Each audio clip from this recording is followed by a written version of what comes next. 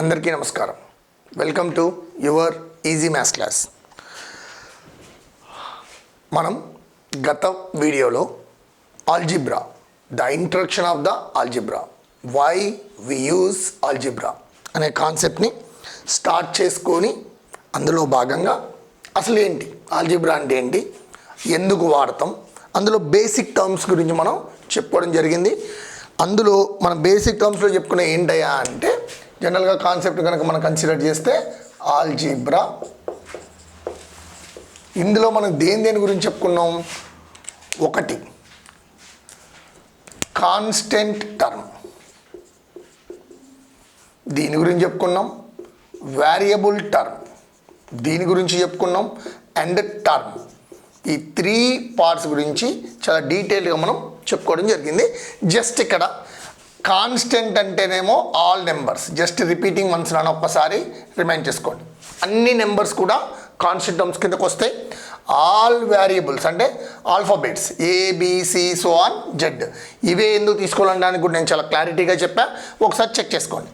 Term అంటే nothing but product of a constant and A variable జనరల్గా.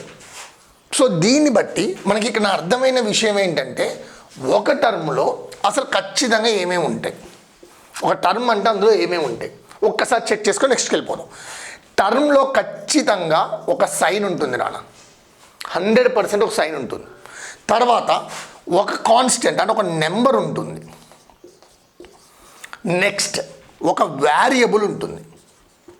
మీరు ఏ term తీసుకున్నా అందులో ఒక సైన్ ఉంటుంది, ఒక నెంబర్ ఉంటుంది, ఒక variable. Sir can we check it? ఉదాహరణకి ఇప్పుడు 7x ఇది ఒక టర్మ్, ఆల్రెడీ మీకు లాస్ట్ టైంలో చెప్పా. ఇక్కడ ఏం లేదంటే ఏ సైన్ ఉన్నట్టు ఎప్పుడు కూడా పాజిటివ్. మన జనరల్గా మన నెంబర్స్ రాసేటప్పుడు ఓన్లీ 7 అని రాసామంటే దాని అర్థం ఏంటి, అది positive number.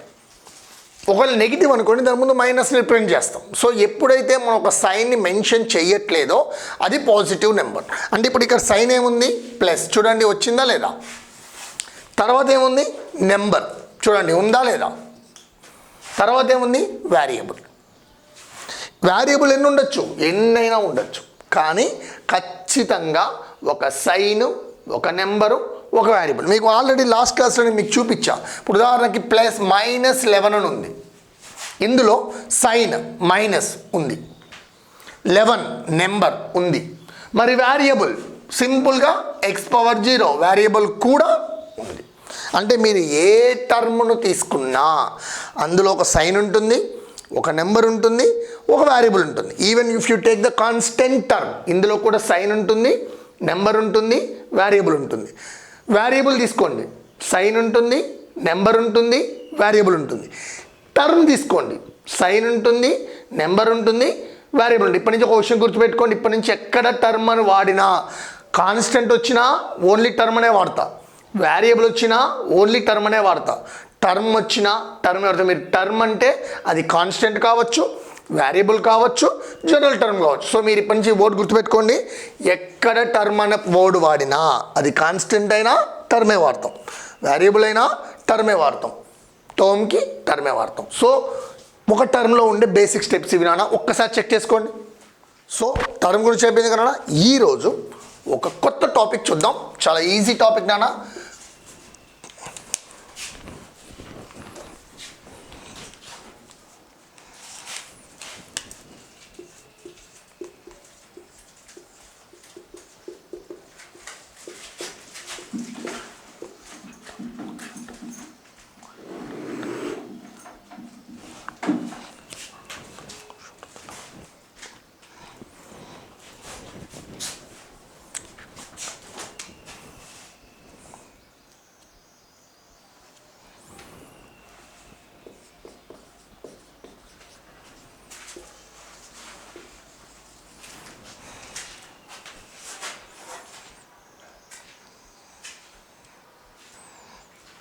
So coefficient of a term, దీని గురించి చూద్దాం. చాలా సింపుల్ నాన్న. అసలు కోఎఫిషియంట్ ఆఫ్ టర్మ్ అంటే ఏంటి, ఒకసారి ఇక్కడ ఒక టర్మ్ రాస్తే మీకు క్లారిటీ వచ్చేస్తుంది. ఇప్పుడు ఇక్కడ చూడండి ఒకసారి, కొంచెం కేర్ఫుల్గా వినండి. 7xy - అంటే -7xy అనేది ఒక టర్మ్. ఇప్పుడు ఇందులో కోఎఫిషియంట్ ఆఫ్ ద టర్మ్ అంటే వాడు అడిగిన పర్టికులర్ వేరియబుల్కి ప్రోడక్ట్లో ఉన్న రిమైనింగ్ టర్మ్స్ అయితే. అంటే ఇప్పుడు for example what is the coefficient of y, what is the coefficient of y అంటే ఈ పర్టిక్యులర్ టైంలో y కోఎఫిషియంట్ ఏంటి. కోఎఫిషియంట్ అంటే ఏం లేదు నాన్న, దాని ప్రోడక్ట్లో ఉన్న మిగిలిన టర్మ్స్ అయితే, అంటే మిగిలిన నెంబర్స్ కావచ్చు, వేరియబుల్స్ కావచ్చు, అది తప్ప మిగిలినవన్నీ కూడా దాని కోఎఫిషియంట్స్ అయితే. ఇప్పుడు ఎగ్జాంపుల్ ఇక్కడ నేనేమడిగా y, జస్ట్ మీరు ఏం చేస్తారంటే ఆ వైని, వాడు అడిగింది y కదా, సో మీరేం చేస్తారు ఆ వైని ఒక చిన్న సర్కిల్ చేయండి లైక్ దిస్. సో ఇప్పుడు ఏం మిగిలింది ఇక్కడ, ఇంకా -7x అయిపోయింది ఆన్సర్, అంతే. This is nothing but the coefficient of the term. చూడండి, అంటే ఇది మొత్తం ఒక ప్రోడక్ట్. ఇందులో నేను దేన్ని అడిగా, మిమ్మల్ని y అడిగా.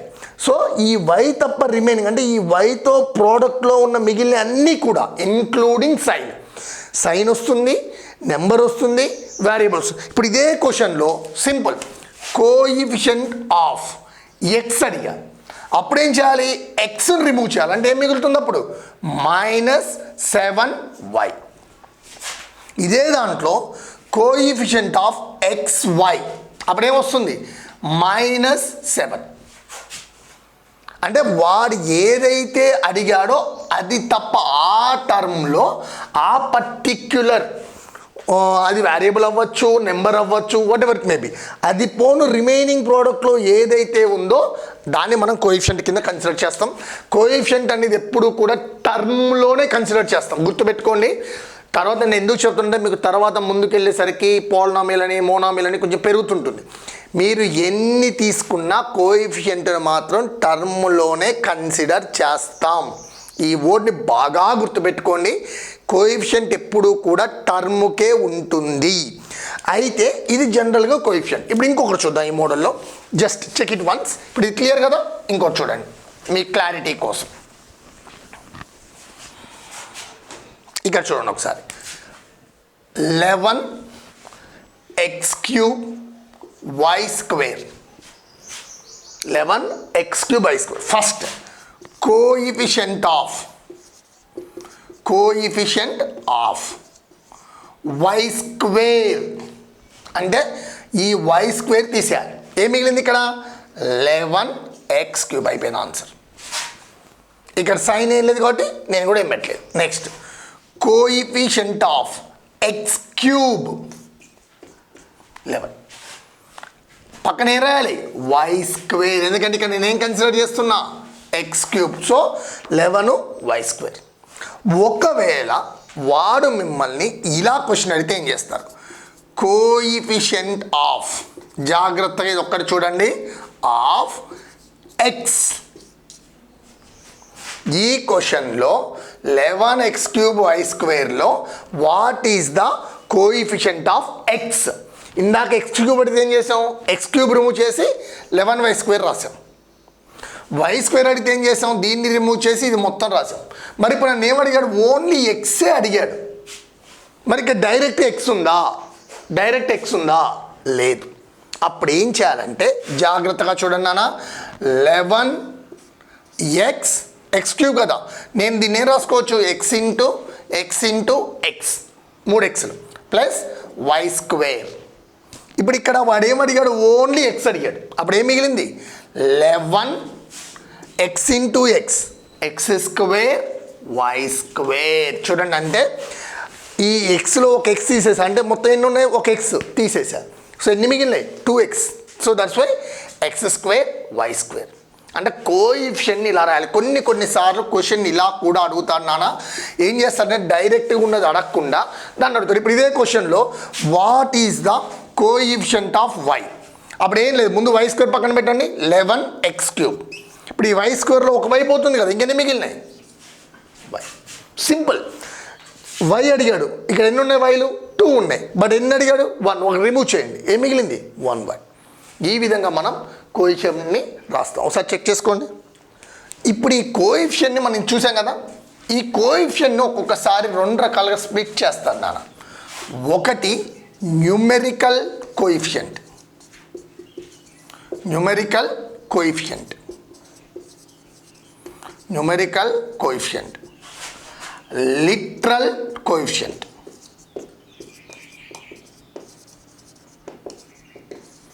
Numerical coefficient, literal coefficient. Numerical coefficient అన్నప్పుడు ఆ పర్టిక్యులర్ టర్మ్లో ఉన్న నెంబర్ని మాత్రమే రాయాలి. Number in the term, simple అనమాట. ఆ పర్టిక్యులర్ టర్మ్లో ఉన్న నెంబర్ని మాత్రమే రాయాలి. ఎప్పుడు? న్యూమెరికల్ కోఎఫిషియెంట్ అడిగినప్పుడు.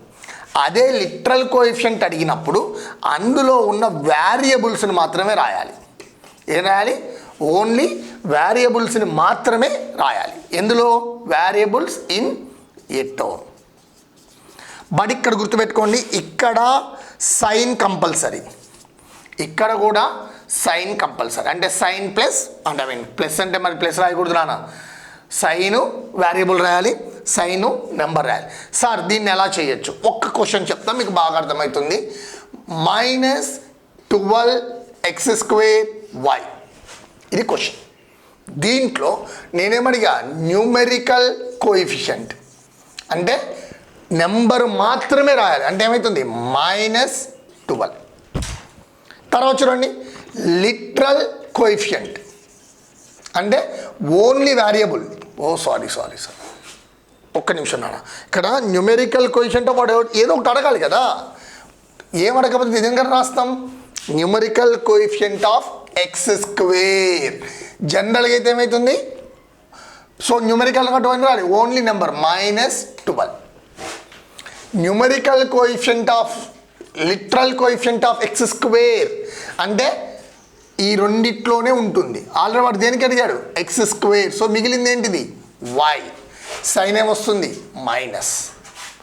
న్యూమెరికల్ కోఎఫిషియెంట్ అన్నప్పుడు దాంట్లో ఉన్న నెంబర్ని మెన్షన్ చేయాలి.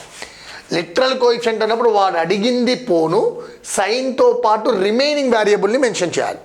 సో వాడు 3 రకాల క్వశ్చన్స్ అడుగుతున్నాను ఇందులో. ఒకటి, what is the coefficient? Number 2, what is the numerical coefficient? What is the literal coefficient? Coefficient అన్నప్పుడు వాడు ఏ పర్టికులర్ వేరియబుల్ అడిగాడో అది తప్ప మిగిలింది మొత్తం రాయాలి. అంటే సైన్ రాయాలి, నెంబర్ రాయాలి, రిమైనింగ్ వేరియబుల్స్ రాయాలి. ఒకవేళ న్యూమెరికల్ కోఎఫిషియెంట్ అని అడిగితే సైన్ రాయాలి, నెంబర్ రాయాలి. ఒకవేళ లిటరల్ కోఎఫిషియెంట్ అని అడిగితే సైన్ రాయాలి, ఆ వేరియబుల్ తప్ప మిగిలిన వేరియబుల్స్ మెన్షన్ చేయాలి. So I hope you understand అన్న. Check it once. ఓకేనా? ఇప్పుడు మనం చెప్పుకున్న కాన్సెప్ట్ని బేస్ చేసుకొని ఈ ప్రాబ్లమ్ను సాల్వ్ చేయండి. ఈ మోడల్ ఇంకొన్ని లెక్కలు మీరు ప్రాక్టీస్ చేసి it will be very useful. And ఇంకొక ఇంపార్టెంట్ పాయింట్ ఏంటంటే 10th క్లాస్ బోర్డ్ ఎగ్జామ్లో దీని మీద ఒక బిట్ వచ్చే అవకాశాలు ఎక్కువ. ఇంకోటి ఏంటంటే యాక్చువల్గా మీకు తెలిసే ఉంటుంది, లాస్ట్ ఇయర్ వరకు మనకు గ్రేడింగ్ సిస్టమ్ ఉంది. దాంట్లో 91 అండ్ అబోవ్, అంటే 91 కంటే అబోవ్ వస్తే ఆటోమేటిక్గా వాళ్ళు A1 గ్రేడ్లో ఉంటాం నాన్న. So not a issue. ఇప్పుడు ఏంటంటే గ్రేడింగ్ సిస్టమ్ లేదు, కంప్లీట్ మార్క్ సిస్టంలోకి వచ్చాయి. So every 1 mark is valuable. అప్పట్లో 92, 91 వచ్చిన ఒకటే, 99 వచ్చిన ఒకటే. కానీ ఇప్పుడు అలా కాదు, every mark is valuable. So bits are very important. And one more important, మీకు ఫ్యూచర్లో ఏ కాంపిటేటివ్ ఎగ్జామ్స్కి వెళ్ళినా మీకు పనికొచ్చేవి ఆబ్జెక్టివ్ అండ్ బేసికల్ నాలెడ్జే, నాట్ ఓన్లీ ద ప్రాబ్లమ్స్. ఖచ్చితంగా ఆబ్జెక్టివ్ నేర్చుకోవాలి. సో ఇవి మీరు ప్రాక్టీస్ చేయండి. It will be very useful to you. Thank you one and all. నా క్లాస్ కనుక మీకు నచ్చితే మీ ఫ్రెండ్స్కి షేర్ చేయండి. Subscribe to my channel. Thank you one and all. జై భారత్.